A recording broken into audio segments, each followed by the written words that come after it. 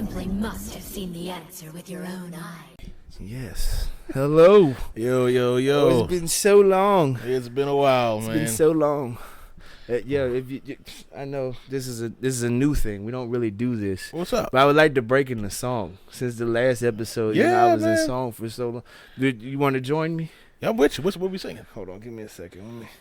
Let me figure it out. I'm an improviser. Oh, here we go. I'm an improviser. You ready? I'm ready. Improvise. Just pick up on my ad libs. You know what I mean? Man, I'm with you. Let me think. It was a good song. I got it. Okay. I got it. You ready? Hey, man.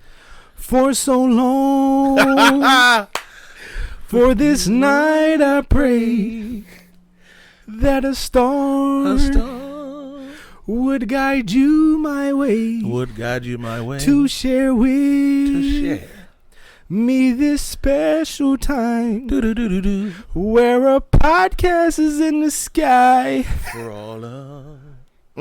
You see? Ooh, that felt good. Yes, it did. Because we're back, people. And you may Yes. not like our singing, but I know you like us. You know why I know? Because you're watching or you're listening. I think so I did God all bless right. you. I think I did all right. God bless you. I'm dropping my EP tomorrow. Yeah. You know, got a studio. It's called Broke to Moderate. Here it is. There you go. That's There it gonna be is. the name of my R&B album, Broke to Moderate. Come up. Because that's how good it's gonna be. It's gonna be good enough to get me moderately paid. Got to get them streams. Only Yes. on Tidal though. They pay artists on Yes. Tidal. Apple Music, you need like 1 million streams to get $1,000. Dude, all right. You know what's crazy?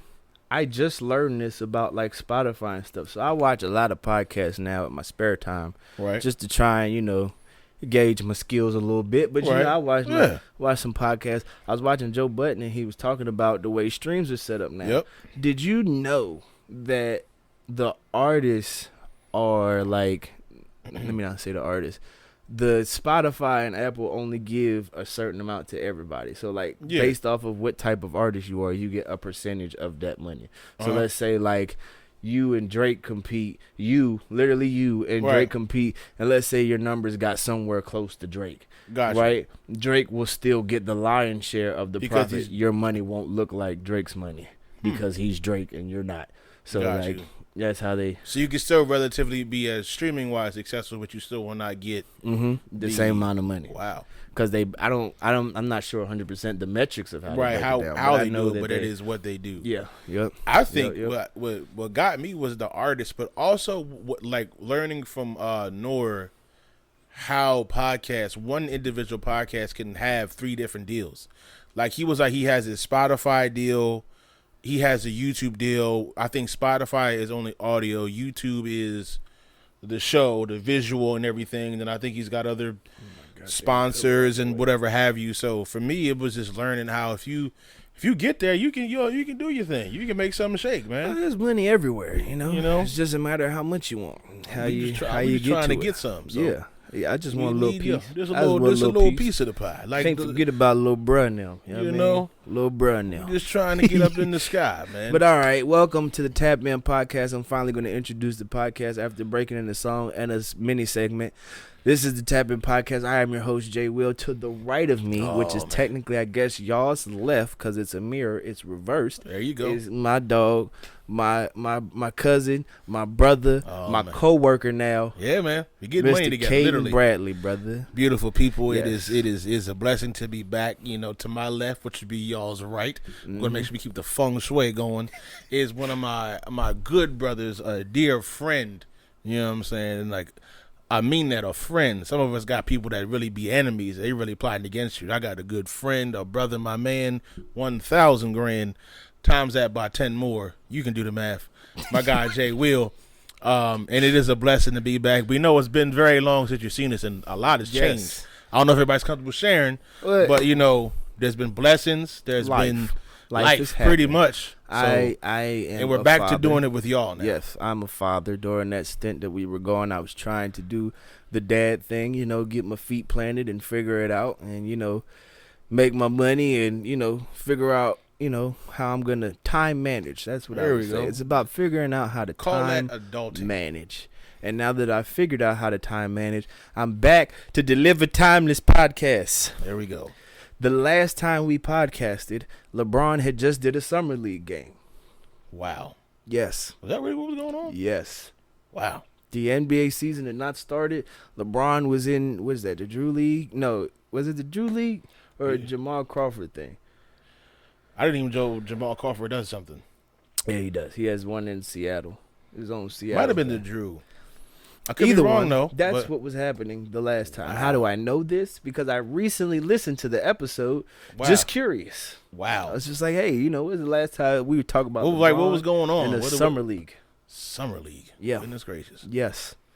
Man. A lot has happened since then. Because the podcast is based in current events, we cannot discuss all the things that had happened recently. Right. So, you know, we're going to sprinkle in real life stuff and then, you know, let you know where we've been and talk about some other stuff. Yeah. You know. First thing I want to talk about, though, because we were talking about it before we started the podcast. Most definitely. And I definitely just want to just get the conversation out there because it's fresh on my mind. Mm-hmm. So, for all the people at home, the Errol Spence and Terrence Crawford fight happened, I want to say, a week ago. It was last weekend. Yes, last Saturday. Weekend.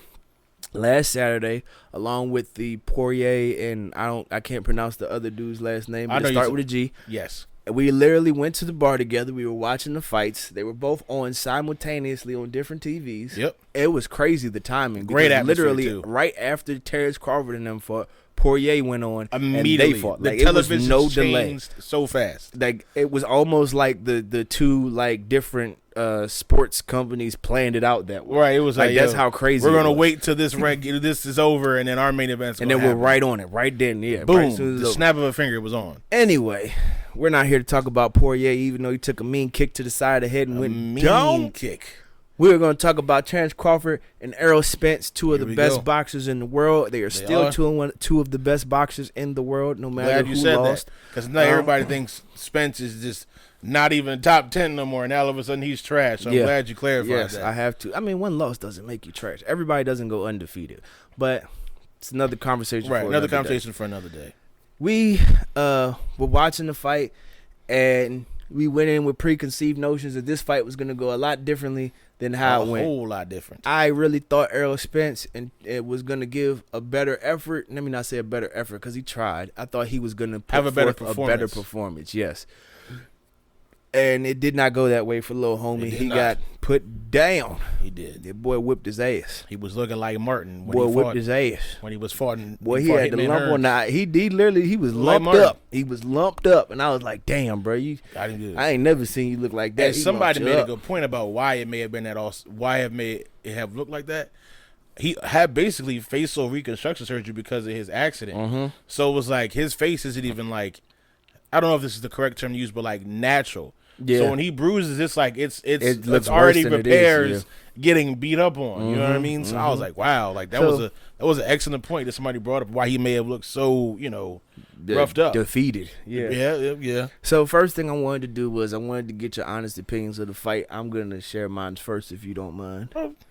All right. Well, to me, I know it's the popular opinion is the dog Spence because he got beat up and he looked visually bad. Mm-hmm. However, if you really watch boxing, it was not, in my opinion, as one-sided as you would think. I thought that Terrence Crawford did a great job being patient and waiting for his opportunities to strike. That's a great observation. He literally just waited for his opportunities to counter. And I don't think he threw as many punches as Spence did he? I would have to go back and look at that. But to me, he just made the most of his opportunities. The opportunities were not big opportunities. There's not a lot of fighters that can counter what Errol Spence throws at them. He was just quick enough, athletic enough to counter and make the counters count. Mm-hmm. You know what I mean?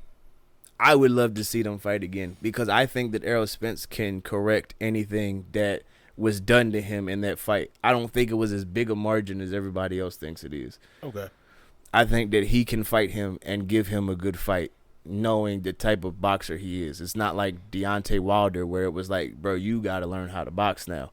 Like, he's just better than you. You know what I mean? It was like, this is one where it's like, hey, maybe we didn't prepare the right way. Let's go back to the drawing board. We can fix a couple things. You can fight him again. Right. You know what I mean? I'm not saying he would win. I'm just saying you could fight him again and it would look a lot better. Yeah. Is my turn? Yeah. Okay. I think Crawford did a great job as well. I think he took away Earl's strength, which was his jab.